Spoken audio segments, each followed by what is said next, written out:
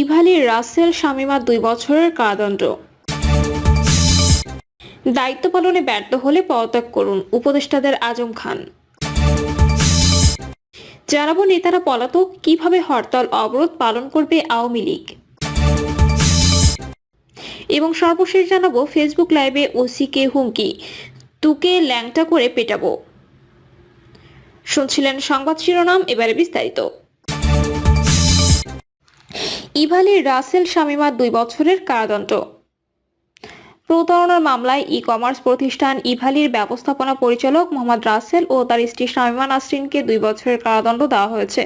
আজ ঢাকার metropolitan magistrate Partha ভদ্র এই রায় দেন। দণ্ডের পাশাপাশি তাদের 10,000 টাকা করে অর্থদণ্ড, অনাদায়ে আরও 2 মাসের বিনাশ্রম কারাদণ্ড দেওয়া হয়েছে। আসামিদের অনুপস্থিতিতে এই রায় ঘোষণা করা হয়। রায়ের পরে দুজনের বিরুদ্ধে সাজা পরোয়ানা সহ গ্রেপ্তারি পরোয়ানা ইস্যু করা হয়েছে। ওই আদালতে বেঞ্চ সহকারী মেহেদী হাসান এসব তথ্য জানান। মেহেদী হাসান আরো বলেন, আসামিরা গ্রেপ্তার হওয়ার পর অথবা আদালতে আত্মসমর্পণের পর এই রায় কার্যকর হবে বলে আদালত রায় উল্লেখ করেছেন। মামলা সূত্রে জানা গেছে, ইভালি বিভিন্ন মাধ্যমে চমকপ্রদ বিজ্ঞাপন দিয়ে বিভিন্ন পণ্য বিক্রয় করে। এতে আকৃষ্ট হয়ে তৌফিক মাহমুদ নামে একজন তাদের প্রতিষ্ঠান থেকে 2021 সালে 20 মার্চ ইয়ামাহা R15 বাইক কেনার জন্য ক্রয়াদেশ দেন, যার মূল্য বাবদ 2,45,000 টাকা পরিশোধ করেন। একই বছর 3রা এপ্রিল তিনি R15 এর আরো 2টি বাইকের ক্রয়াদেশ দেন, যার মোট মূল্য বাবদ 14,10,000 টাকা পরিশোধ করেন। তবে কর্তৃপক্ষ 45 দিনের মধ্যে বাইক 3টি সরবরাহ করতে ব্যর্থ হয়। পরে তৌফিক মাহমুদ ইভালির ধানমন্ডি অফিসে যোগাযোগ করেন। কর্তৃপক্ষ 2টি চেক প্রদান করেন। তবে ব্যাংক হিসাবে পর্যাপ্ত অর্থ না থাকায় চেকটি নির্ধারিত তারিখে ব্যাংকে জমা না দিতে অনুরোধ করেন। আসামিদের কথা বিশ্বাস করে তিনি চেকটি ব্যাংকে জমা দেননি। পরবর্তীকালে তৌফিক মাহমুদ 14,10,000 টাকা আদায়ের জন্য তাগাদে দিতে থাকেন। তবে তারা কোনো টাকা তাকে ফেরত দেননি। পরবর্তীকালে লিগ্যাল নোটিশ পাঠালেন, টাকা পরিশোধ করেনি ইভালি কর্তৃপক্ষ। এই ঘটনায় তৌফিক মাহমুদ 2024 সালের 4 ফেব্রুয়ারি আদালতে রাসেল ও শামীমার বিরুদ্ধে মামলা করেন। মামলার আসামিদের বিরুদ্ধে অভিযোগ গঠন করা হয়। গত বছর 28 আগস্ট অভিযোগ গঠন করা হয়। দুজন সাক্ষী আদালতে সাক্ষ্য দেন। দায়িত্ব পালনে ব্যর্থ হলে পদত্যাগ করুন, উপদেষ্টাদের আজম খান।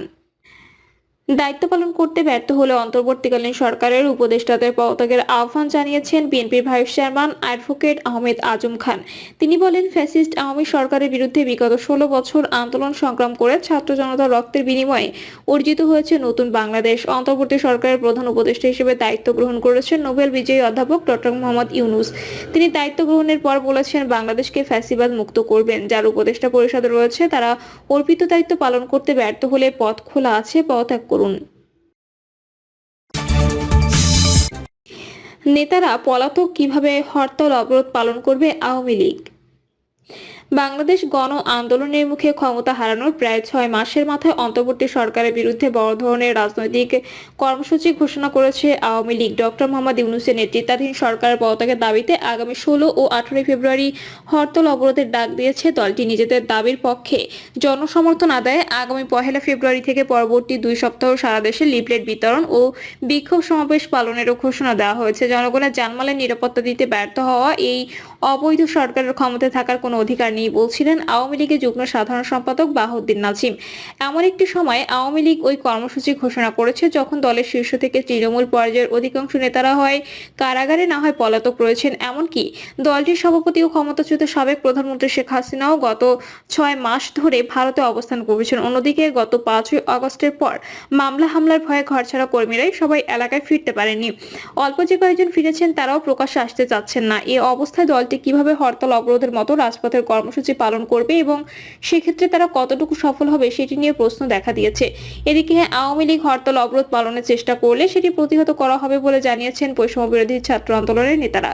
এর আগে নূর হোসেন দিবস উপলক্ষে গত 10ই নভেম্বর দলীয় কর্মসূচি ঘোষণা করেও শেষ পর্যন্ত রাস্তায় নামতে পারেনি আওয়ামী লীগ। পাল্টা কর্মসূচি দিয়ে সেদিন মাঠ দখলে নিয়েছিল বিএনপি ও জামায়াত এবং বৈষম্য বিরোধী ছাত্র আন্দোলনের নেতাকর্মীরা। সরকারের পক্ষ থেকে সরাসরি এ নিয়ে প্রতিক্রিয়া জানানো না হলেও ফেসবুকের একটি পোস্টে এ নিয়ে সরকারের কঠোর অবস্থানের কথা বলা হয়েছে। আওয়ামী লীগ যতক্ষণ পর্যন্ত না গণহত্যা, খুন ও দুর্নীতির জন্য ক্ষমা চাইবে, এর জন্য দায়ী নেতাকর্মীদের বিচারের মুখোমুখি করবে এবং বর্তমান নেতৃত্ব তাদের ফ্যাসিবাদী আদর্শ থেকে আওয়ামী লীগ যতক্ষণ সরে না আসবে ততক্ষণ পর্যন্ত তাদেরকে কোনো বিক্ষোভ কর্মসূচি পালন করতে দেওয়া সম্ভব না বলেছেন প্রধান উপদেষ্টার প্রেস সচিব শফিকুল আলম। 5ই আগস্ট শেখ হাসিনা সরকার পতনের পর সাংগঠনিকভাবে রীতিমতো বিপর্যস্ত হয়ে পড়েছিল আওয়ামী লীগ। শীর্ষ নেতাদের একটি অংশ জেলে, বাকিরা পলাতক। এই অবস্থায় নেতৃত্ব শূন্যতায় চরম দিশেহারা তৃণমূলের নেতাকর্মীরাও বাড়িঘর ছেড়ে আত্মগোপনে চলে যান।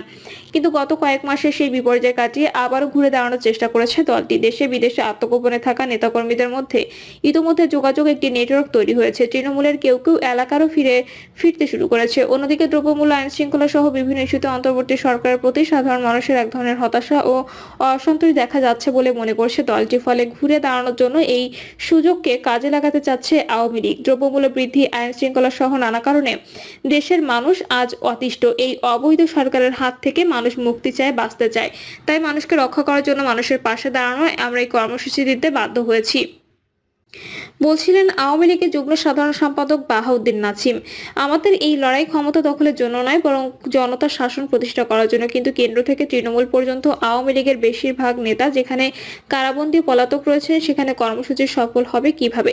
আওয়ামী লীগ এদেশের মানুষের দল, জনগণের স্বার্থে, জনগণের দাবি আদায়ের জন্য এই আন্দোলন কর্মসূচি। বাংলাদেশের 18 কোটি মানুষের নৈতিক সমর্থন রয়েছে, ফলে সাধারণ মানুষরা এই হরতাল অবরোধ পালন করবে। কর্মসূচি সফল করতে আওয়ামী লীগ নেতাকর্মীরাও মাঠে থাকবে বলে জানিয়েছে কেন্দ্রীয় এই নেতা। প্রতিটি এলাকায় আমাদের কর্মী সমর্থকরা প্রস্তুত রয়েছেন। সাধারণ মানুষের দাবি আদায়ে তারাও মাঠে থাকবেন এবং আমরা শান্তিপূর্ণভাবে এই কর্মসূচি পালন করব, বলেন বাহাউদ্দিন নাছিম। কর্মসূচি পালনে বাধা দেয়া হলে পরবর্তীতে আরো কঠোর কর্মসূচি ঘোষণা করা হবে বলেও মন্তব্য করেছেন তিনি। গণঅভ্যুত্থানে শেখ হাসিনা সরকারের পতনের পর মামলা হামলার ভয়ে দেশের বেশিরভাগ এলাকায় আওয়ামী লীগ নেতাকর্মীরা গা ঢাকা দিয়েছিলেন। গত কয়েক মাসে পরিস্থিতি কিছুটা শান্ত হয়ে আসায় তাদের কেউ কেউ এখন নিজ এলাকায় ফিরতে শুরু করেছে। এর মধ্যে ফেব্রুয়ারিতে আওয়ামী লীগের হরতাল অবরোধের কর্মসূচিকে ঘিরে তৃণমূলে মিশ্র প্রতিক্রিয়া লক্ষ্য করা যাচ্ছে। নেতাকর্মীদের অনেকে মনে করছেন যে নতুন কর্মসূচি ঘোষণা করে তাদেরকে বিপদের মুখে ঠেলে দেওয়া হয়েছে। যদিও তারা কেউই নাম প্রকাশ করতে চাননি। মামলা হামলার ভয়ে আমরা এমনিতেই বাড়িঘরে থাকতে পারতেছি না। এর মধ্যে দলীয় কর্মসূচি পালন করতে যাওয়া মানে নিশ্চিত গ্রেপ্তার, বলছিলেন আওয়ামী লীগের ইউনিয়ন পর্যায়ের এক নেতা। তিনি আরো বলেন, দেশের বাইরে বসে নেতারা তো কর্মসূচি দিয়েই খালাস, তাদের তো মাঠেও নামা লাগবে না, গ্রেপ্তার নির্যাতনের শিকারও হতে হবে না, যা কিছু যাবে সব আমাদের উপর দিয়ে। একই সুরে কথা বলেছেন তৃণমূলের অন্য নেতারাও। পরিস্থিতি পুরোপুরি স্বাভাবিক না হওয়া পর্যন্ত তারা দলীয় কোনো কর্মসূচিতে অংশ নেবে না বলেও জানিয়েছেন কেউ কেউ। কর্মসূচি দিয়েছে, ভালো কথা, সিনিয়র নেতারা আগে মাঠে নামুক, তারপর আমরাও নামবো, বলেন তৃণমূলের আরেক আওয়ামী লীগ নেতা। আমরা আন্দোলন করে সুদিন ফিরিয়ে আনবো, এরপর গায়েবী নেতারা এসে রাজত্ব করবে, কোটি কোটি টাকা কামাবে, এবার সেটা হবে না, বলছিলেন তিনি। তবে কর্মসূচিকে স্বাগত জানিয়েছেন কেউ কেউ। এতে কর্মীদের মনোবল বাড়বে, দলও চাঙ্গা হবে, বলেন আওয়ামী লীগের জেলা পর্যায়ের এক নেতা। কর্মসূচি পালনের নামে আওয়ামী লীগ মাঠে নামার চেষ্টা করলে সেটি প্রতিহত করার ঘোষণা দিয়েছেন বৈষম্য বিরোধী ছাত্র আন্দোলনের নেতারা। তারা যদি আবার এখানে এসে অস্থিতিশীলতা সৃষ্টির চেষ্টা করে, কোনো ধরনের সন্ত্রাসী কার্যক্রম করার চেষ্টা করে, তাহলে দেশের মানুষই তাদের প্রতিহত করবে, বলছিলেন বৈষম্য বিরোধী ছাত্র আন্দোলনের অন্যতম সমন্বয়ক আব্দুল হান্নান মাসুদ।